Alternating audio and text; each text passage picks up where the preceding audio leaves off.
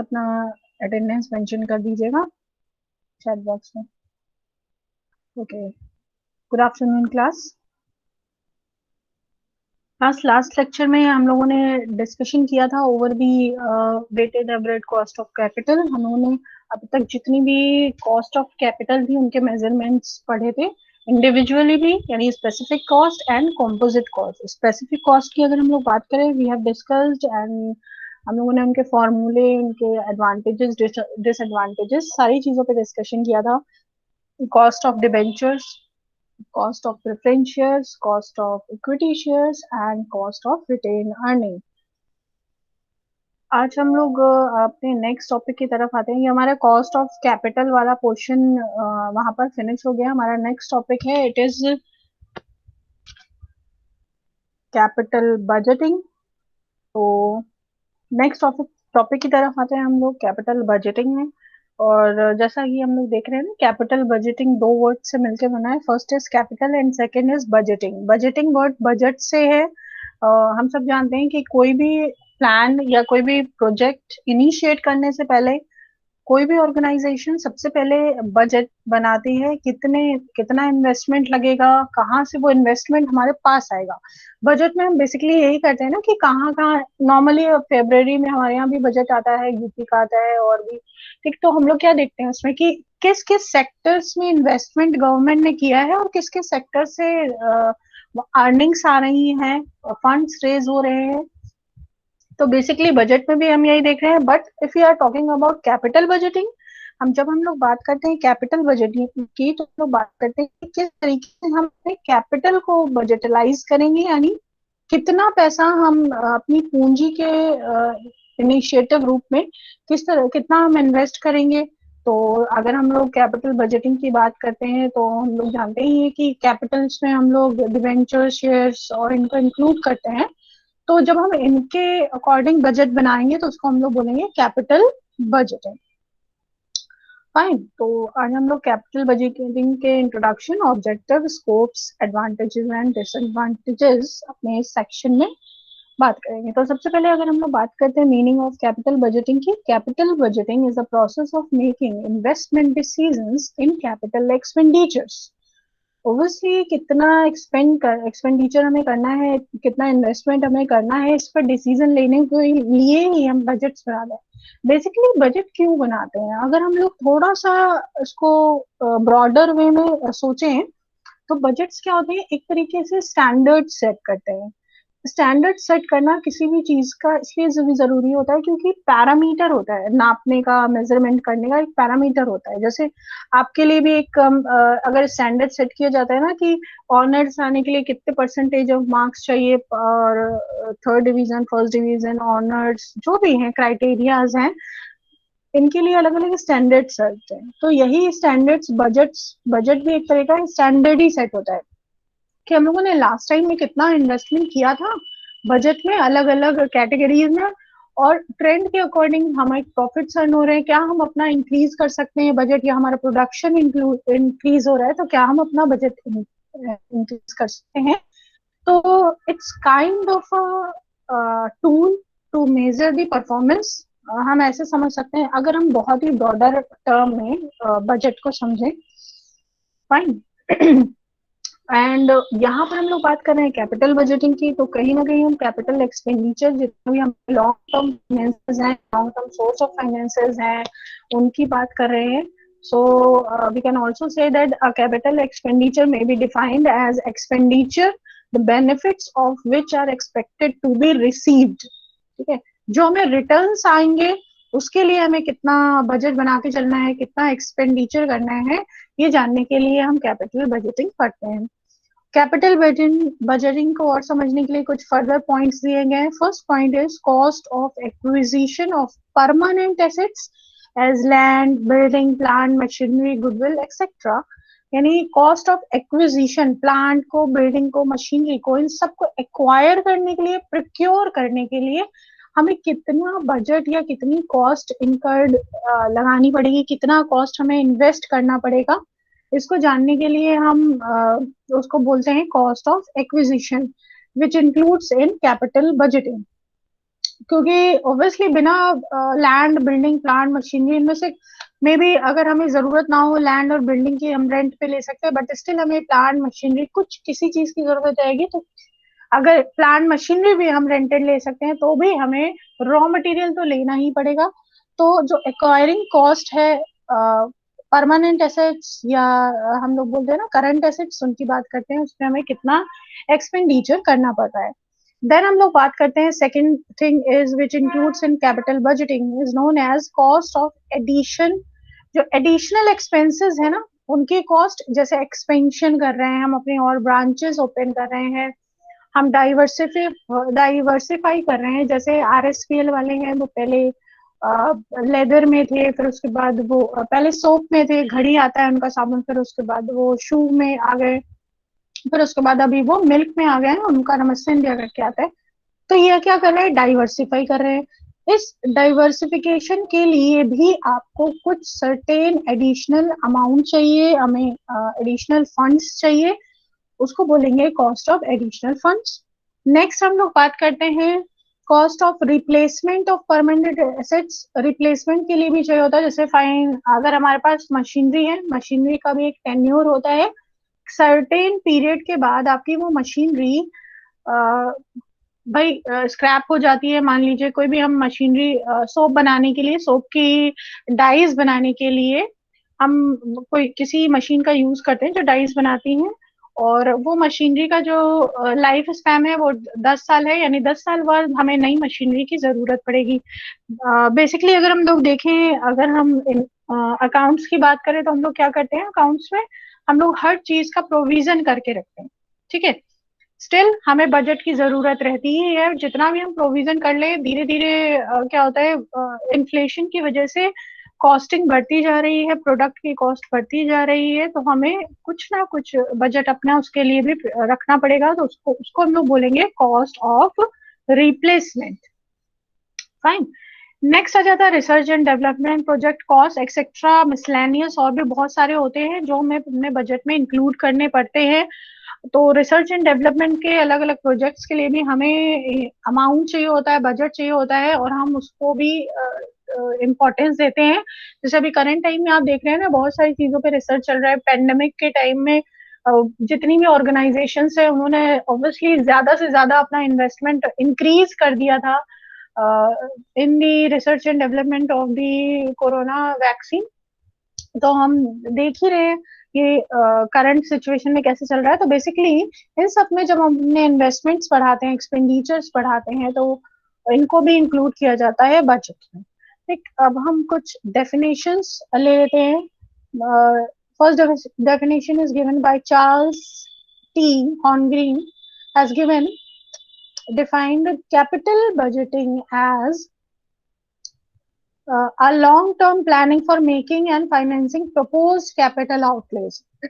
इनका ये कहने का मतलब है कि हम जो फ्यूचर में लॉन्ग टर्म के लिए जब भी हम कोई प्लान करते हैं, कुछ भी प्रोजेक्ट्स के लिए प्लान करते हैं, हमें कितना उसमें इन्वेस्टमेंट करना है, यानी हमारा कितना आउटफ्लो होगा, कैश का हमारा कितना आउटफ्लो होगा, इसके लिए जो प्रपोज्ड हम फाइनेंसिंग करते हैं, वो जो भी हम फाइनेंसिंग करते हैं उसको कैपिटल बजटिंग कहते हैं, ठीक है। फिर next definition Richard and Greenlaw साहब ने दी है। इन्होंने कहा है capital budgeting as acquiring inputs with long run return. इन्होंने बोला है कि हम जो कैश का इनफ्लो करते हैं, किस लिए करते हैं, फॉर लॉन्ग टर्म रिटर्न्स, ज्यादा से ज्यादा रिटर्न्स आए फॉर लॉन्गर टर्म्स। इसीलिए हम क्या करते हैं, लॉन्गर टर्म्स के लिए इन्वेस्टमेंट भी करते हैं, एक्वायर भी करते हैं चीजों को, जैसे लैंड, बिल्डिंग और ये सारी चीजें हो गई, ये लॉन्ग टर्म एसेट्स हैं हमारी, और इन्हीं के थ्रू हमें लॉन्ग टर्म रिटर्न्स भी आते हैं। ओके, थर्ड डेफिनेशन है in the words of time, capital budgeting consists in planning development of available capital for the purpose of maximizing the long term profitability of the concern। Long term profit को बढ़ाने के लिए, long term profit को maintain रखने के लिए हमें ऐसे फाइनेंसेस की जरूरत होती है जो हमें कैपिटली एक्वायर हो सके, और जिनमें हम इन्वेस्ट करते हैं, जिसकी वजह से हमें लॉन्ग टर्म प्रॉफिट्स अर्न होते हैं। ये in the words of lens. इसके बाद ये हो गई हमारी कुछ डेफिनेशंस कैपिटल बजटिंग को एक्सप्लेन करने के लिए। अब आ जाते हैं ऑब्जेक्टिव ऑफ कैपिटल बजटिंग। हर एक चीज का कुछ एम होता है, कुछ टारगेट होता है, why we are doing certain things, why we are using certain things. तो सेम इसी तरह हम लोग यहाँ पर भी बात कर रहे हैं। अगर तो हम लोग यहाँ पर बात कर रहे हैं ऑब्जेक्टिव्स ऑफ कैपिटल बजटिंग की। तो यहाँ पर बेसिकली 3 ऑब्जेक्टिव्स हैं। First, selecting profitable projects. Second, capital expenditure control. Third, finding the right source for funds. पहला क्या है कि हम जब भी हम कैपिटल बजट अपना सेट करेंगे, अपना बजट सेट करते हैं, तो वो बजट हम हमेशा ये चाहेंगे कि ऐसे प्रोजेक्ट में हम यूज करें जहां से हमें क्या हो, प्रॉफिट्स अर्न हो रहे हो। वो ही फर्स्ट हमारा ऑब्जेक्टिव है। जैसा इसमें लिखा हुआ है ना, ऑर्गेनाइजेशन के comes across various profitable projects, but due to capital restrictions, an organization needs to select the right mix of profitable projects. Obviously जब भी हमें प्रॉफिट्स की बात आती है तो एक ऑर्गेनाइजेशन के पास बहुत सारे ऑप्शंस होते हैं, बट आप हमेशा ये देखते हो कि आपको ज्यादा प्रॉफिट्स कहाँ से अर्न हो रहा है, और ज्यादा के साथ साथ आप देखते हो रेगुलर, यानी कि लॉन्ग टर्म तक के लिए हमें कहाँ से रिटर्न्स आते रहेंगे। क्योंकि पता चला आपको ज्यादा तो रिटर्न्स आ रहे हैं, मगर वो फ्लक्चुएटिव है, यानी एक साल आएंगे अगले साल का कोई भरोसा नहीं। तो हम ऐसे प्रोजेक्ट्स को जल्दी नहीं सेलेक्ट करते हैं for capital budgeting, because investment के लिए हम ऐसे प्रोजेक्ट्स पे कम रिलाई करते हैं। सेकेंड ऑब्जेक्टिव की अगर हम लोग बात करें, it says that selecting the most profitable investment is the main objective of capital budgeting. No doubt सबसे पहला जो ऑब्जेक्टिव है ये यही कह रहा है कि हम प्रॉफिटेबल इन्वेस्टमेंट सेलेक्ट करेंगे, ऐसा प्रोजेक्ट सेलेक्ट करेंगे जिससे हमें प्रॉफिट अर्न हो लॉन्गर टर्म के लिए। बट क्योंकि सेकेंड ऑब्जेक्टिव में वो कंट्रोल की बात कर रहे हैं, यानी हम जब भी किसी प्रोजेक्ट में इन्वॉल्व होते हैं तो हम क्या करते हैं, पहले उसकी प्लानिंग करते हैं, फोरकास्टिंग करते हैं, एनालिसिस करते हैं प्रॉपर, फ्यूचर में हमें कितना बेनिफिट होने वाला है, और साथ ही साथ हम एक कंट्रोल्ड वे में इन्वेस्टमेंट करते हैं। ऐसा नहीं होता कि हमने देखा कि भाई इसमें तो बड़ा बेनिफिट हो रहा है, ऐसा करो सारा इन्वेस्टमेंट इसी में लगा दो। कोई भी ऑर्गेनाइजेशन ऐसा कभी भी नहीं करती, वो हमेशा डाइवर्सिफाई इन्वेस्टमेंट्स करती है। यानी हम, अगर मेरे पास 100 रुपीज है, उस 100 रुपीज को अगर हमें इन्वेस्ट करना है तो हमें पता है कि यहाँ पर इन्वेस्टमेंट करने से बहुत बेनिफिट, अपॉर्चुनिटी ए में इन्वेस्टमेंट करने से हमें मैक्सिमम रिटर्न्स आ रहे हैं, बट स्टिल हम उसमें पूरा अपना 100 जो हमारे प्रॉफिट का पार्ट है, हम पूरा 100 उसमें नहीं इंडल्ज करेंगे, हम कुछ कंट्रोल वे में रखेंगे। हमने ये मान के रखा है जितना भी मैक्सिमम करेंगे हम 60% से ज्यादा इन्वेस्टमेंट नहीं करेंगे किसी भी एक प्रोजेक्ट में। तो ये हमारा बजट हमें कंट्रोल्ड वे में काम करके देता है कि इससे ज्यादा इन्वेस्टमेंट आपको नहीं करना है। फाइन। तो पहला पहला ऑब्जेक्टिव क्या हो गया कि जब भी हम बात करते हैं प्रॉफिटेबल प्रोजेक्ट्स की, तो हमें ये ध्यान रखना है जो भी प्रोजेक्ट है वो प्रॉफिट अर्न करके हमें दे रहा हो। सेकेंड, कंट्रोलिंग बहुत ध्यान रखनी है कि हमें कंट्रोल्ड वे में अपना प्रोजेक्ट बनाने हैं और अपना इन्वेस्टमेंट भी कंट्रोल्ड वे में रखना है। Third, finding the right source for funds. Obviously हमें ये बहुत ध्यान रखना है कि हमारा जो फंड हम रेज कर रहे हैं वो जो सोर्स है वो करेक्ट सोर्स है या नहीं। जैसे फॉर एग्जांपल हम लोगों ने जितनी भी थ्योरीज पढ़ी थी, कैपिटल स्ट्रक्चर बनाने की थ्योरीज पढ़ी थी, उसमें हम लोगों ने बार बार ये देखा कि हम अगर ज्यादा से ज्यादा डिवेंचर्स में इन्वेस्ट करते हैं तो एक सर्टेन स्टैंडर्ड के बाद में हमें वो लॉस में, रिस्क हमारा बहुत स्पीड से बढ़ने लगता है, तो वो हमारे लिए फ्रूटफुल नहीं रहेगा। तो right choice of source of funds हमारे लिए जानना बहुत जरूरी है, because it can maintain the balance between the returns and the risk. ठीक है। तो कैपिटल बजट बनाने से पहले हमें अपना गोल ध्यान रखना है, हमें अपने रिटर्न्स कि हमें ज्यादा रिटर्न्स चाहिए या हमें रेगुलर अर्निंग्स या रेगुलर रिटर्न्स चाहिए। तो these are the objective of capital budget. First, select a profitable project. Second, control capital expenditure. Third, finding the right source for funds. Okay. Double का डाल दिया। नेक्स्ट हम लोग आ जाते हैं, class please mute your mic.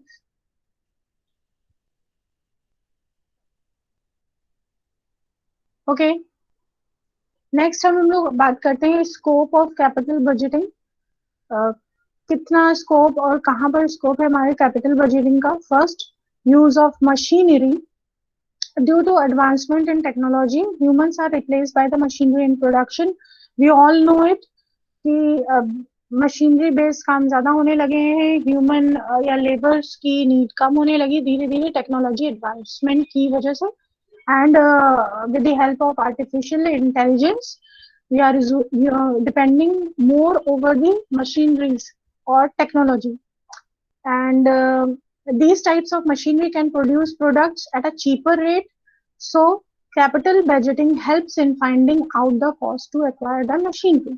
Basically हमें पता है कि हमारा जो ज्यादातर जितनी भी ऑर्गेनाइजेशन है, हर ऑर्गेनाइजेशन जहाँ पर मैन्युफैक्चरिंग हो रही होती है वहां पर टेक्नोलॉजी अपग्रेड बहुत स्पीडली हो रही है, क्योंकि हम ये चाहते हैं पूरी मशीन पे एक से दो हमारे जो लेबर्स हैं या जो सुपरवाइजर्स है वो देखते रहे और वो पूरा प्रोडक्ट असेंबली लाइन में अंदर जाता है और एंड में वो फिनिश्ड गुड्स बन के बाहर आ जाता है with the help of advance technology. अब ये एडवांस टेक्नोलॉजी को, क्योंकि टेक्नोलॉजी तो बहुत स्पीड से चेंज हो रही है, हम लोग मोबाइल फोन्स का ही अगर एग्जाम्पल ले लें, हर एक साल बाद हमें इतनी एडवांस टेक्नोलॉजी मिल जाती है मोबाइल फोन्स में कि हम चाहते हैं कि हम वो मोबाइल छोड़ के नया वाला मोबाइल ले लें, but it is not feasible. But ये एक्चुअल में रियलिस्टिक नहीं है, क्योंकि ऐसा बार बार आप नहीं कर सकते, यानी आप बार बार मोबाइल फोन में उतना पैसा इन्वेस्ट नहीं कर सकते, आप अपनी नीड के अकॉर्डिंग करते हो।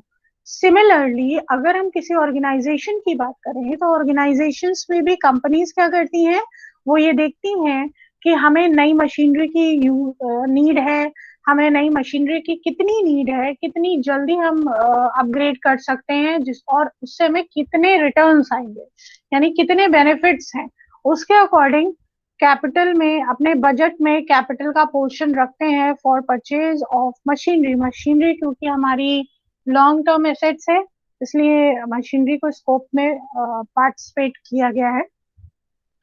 सेकेंड आ जाता है decision making. Capital budgeting helps in deciding whether to buy or lease a machinery. Yes, if we found that we don't have enough capital or enough budget to upgrade our technology, अगर हम ये देखते हैं कि हमारे पास इतनी fast हम technology को अपग्रेड नहीं कर सकते, क्योंकि ये बहुत ही, क्योंकि मैन्युफैक्चरिंग में आपके पास बहुत सारी मशीनें होंगी, आप किसको किसको अपग्रेड करोगे और आप सारी मशीनरी को एक ही टाइम में रिप्लेस नहीं कर सकते। आपका क्या होगा, लॉस शो करेगा, अगर हम लोग बैलेंस शीट में जाएंगे तो वो लॉस शो करने लगेगा, बिकॉज आपने एसेट्स में बहुत ज्यादा इन्वेस्टमेंट कर दिया है।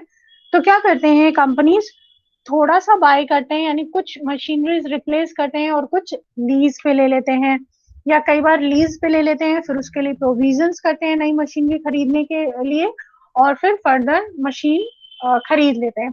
जैसे सिंपल सी बात है कि अगर आपकी कंपनी है और आपको वहां पे रेगुलर इलेक्ट्रिसिटी चाहिए, तो आप उसके लिए क्या करते हो, ऑल्टरनेट सॉल्यूशंस रखते हो।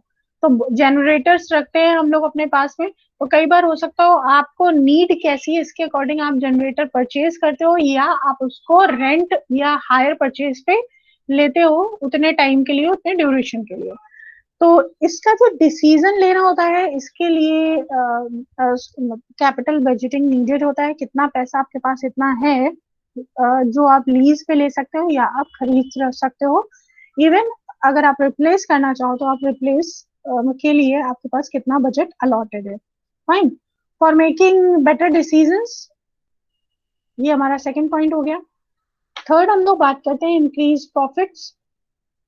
Capital budgeting directly influence profitability in the business. Yes, because capital budget हम उसी हिसाब से बनाते हैं जितने हमें रिटर्न आ रहे होते हैं, और धीरे धीरे हम अपना इनिशियल या ग्रेजुअली हम अपना बजट इंक्रीज करते जाते हैं, जहां से हमें ज्यादा रिटर्न्स आते हैं, हमें उस जगह पर हम इन्वेस्टमेंट अपना इंक्रीज करते जाते हैं।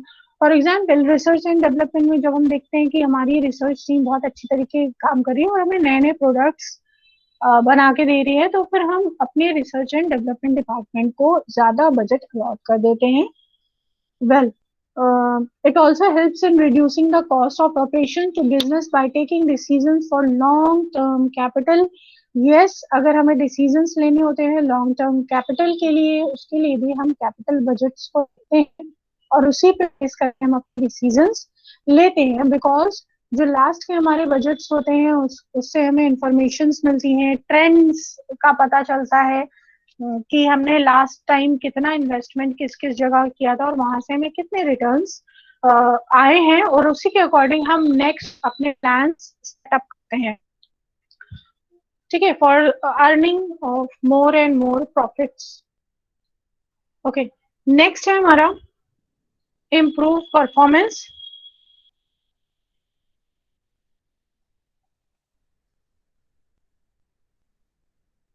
Capital budgeting has an effective role in accelerating the overall performance of business organizations. No doubt capital budget हमारा शेयर्स पे, डिवेंचर्स पे, प्लान, मशीनरी, इन सब पे बेस होता है। तो हम हमेशा जैसे जैसे अपनी चीजों को एडवांस करते जाते हैं वैसे वैसे हमारी परफॉर्मेंस बेटर होती जाती है। यही बात हमारे स्कोप में कही जा रही है कि how it helps to improve performance.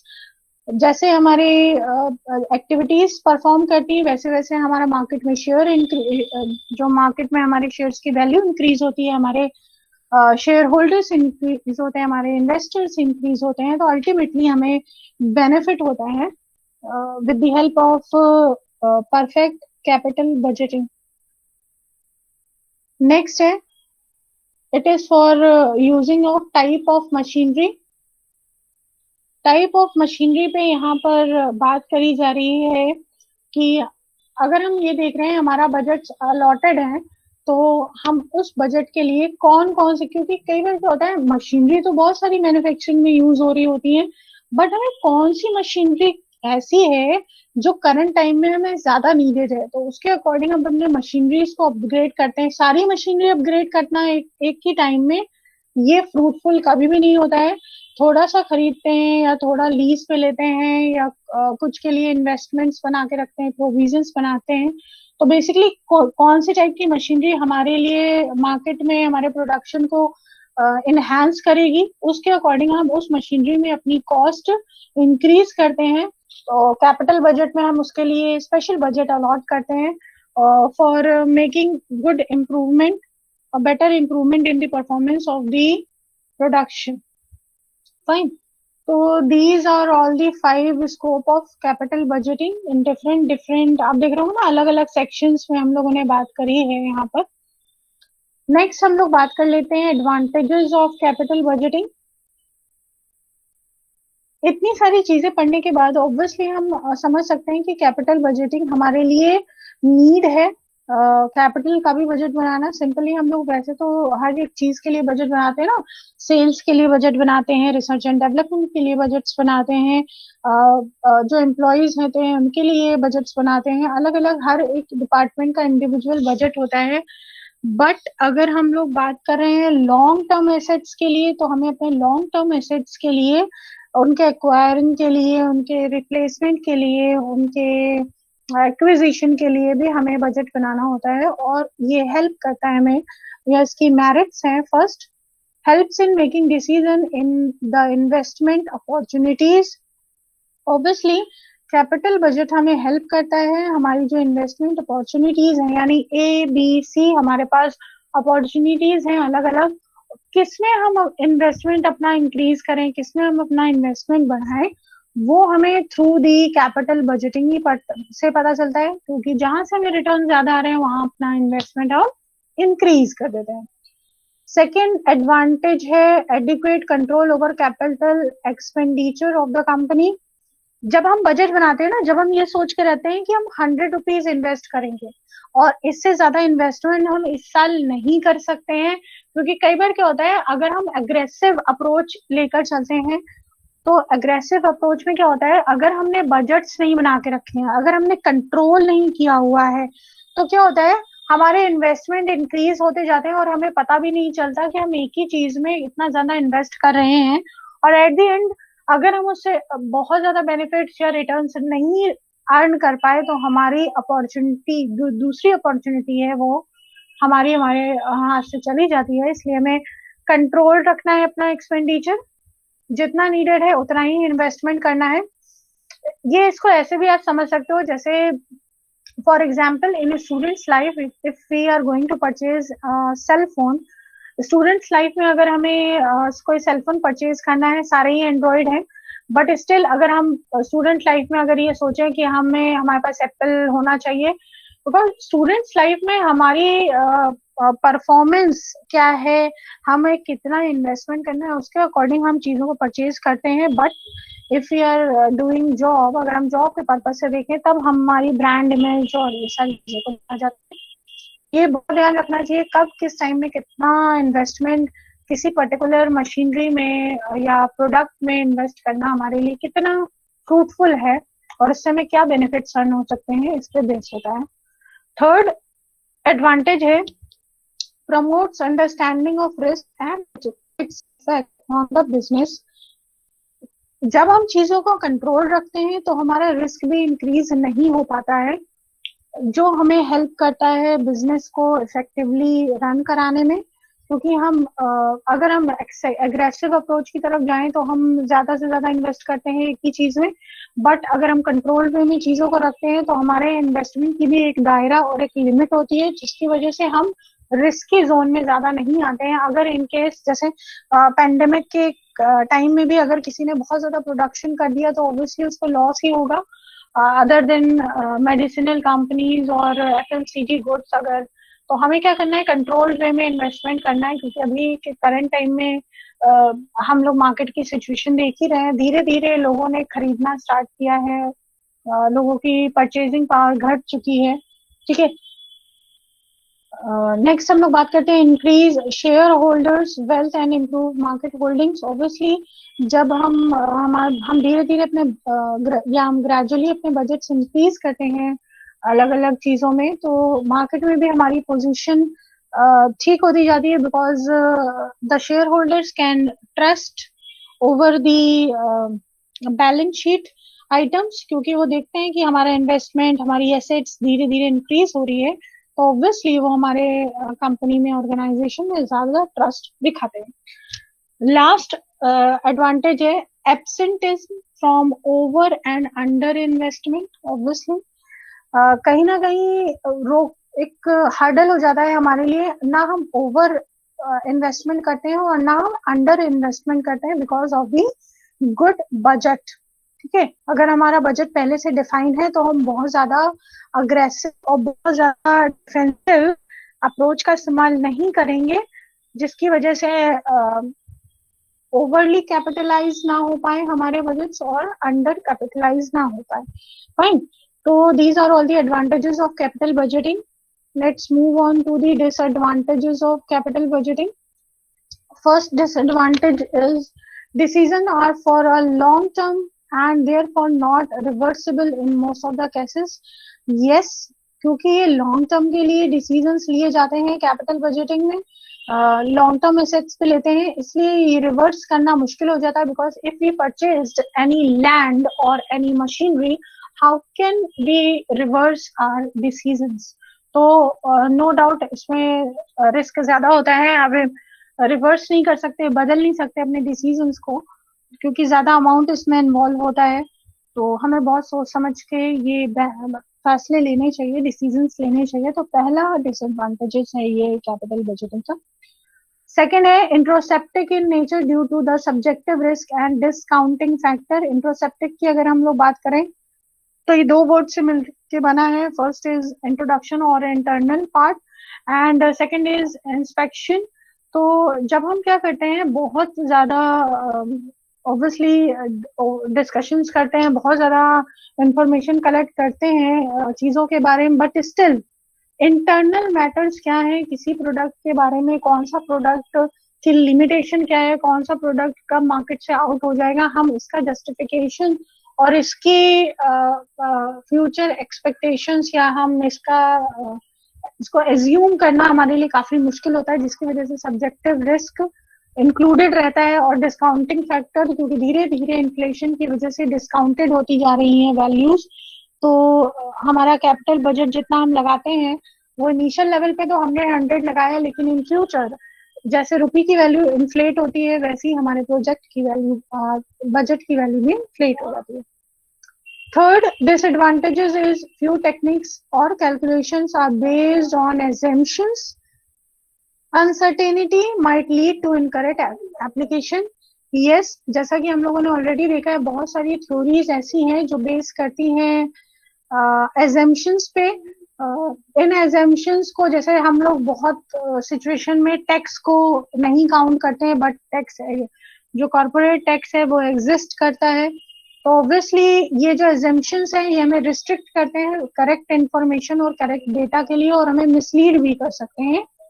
तो these are big disadvantages of capital budgeting. This is all about capital budgeting. I hope class आपको समझ आया हो what is all about capital budgeting. And class आप सबने अपनी अटेंडेंस मेंशन कर दी है. Tarun, Muskan, Sachin, Utkarsh, Abhishek, Isha, Himanshu, Abhay, Anushka, Akanksha, Arya, Ayushi, Siddharth, Shazia, Harshit, Shreya, Ayush, Jayesh, Ashutosh, Alka, Anamika, Shivam, Harsh. Yes ma'am. Okay, is there anyone else जिन्हें अभी अपनी अटेंडेंस मेंशन करी? Please do mention.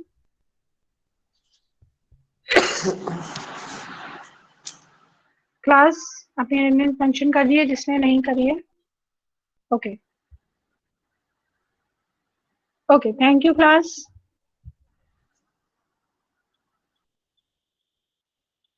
Thank you class. Stay safe and stay healthy.